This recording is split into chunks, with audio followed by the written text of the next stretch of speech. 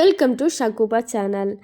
இங்கே நம்ம இன்றைக்கி கோபி மஞ்சூரியன் எப்படி பண்ணலான்னு பார்க்கலாம். ஃபர்ஸ்ட் ஆஃப் ஆல் ஆயிலில் ஃப்ரை பண்ணிக்கலாம். ஆனியனை ஃப்ரை பண்ணி அது தனியாக பிளேட்டில் எடுத்து வச்சுக்கலாம்.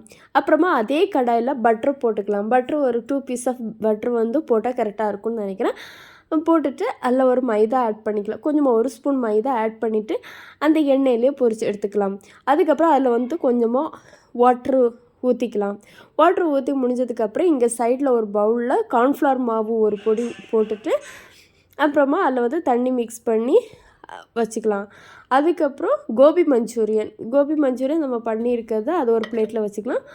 ஆல்ரெடி நம்ம ஃப்ரைட் ஆனியன் ஒரு பிளேட்டில் வச்சுருக்கோம்ல, இது எவ்வளவும் ரெடி பண்ணி வச்சுக்கலாம்.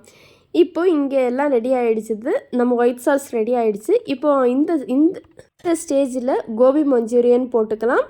அப்புறமா கார்ன்ஃப்ளவர், சால்ட்டு, அதுக்கப்புறம் கொத்தமல்லி தழை, அதுக்கப்புறமா கொஞ்சமாக அந்த ஆனியன், பெப்பர், இது இவ்வளோதான் ஆட் பண்ணிவிட்டு எல்லாத்தையும் மிக்ஸ் பண்ணிவிட்டு ஓகே, இதை நம்ம ஒரு பவுலில் சர்வ் பண்ணிக்கலாம். தேங்க்யூ, பாய்.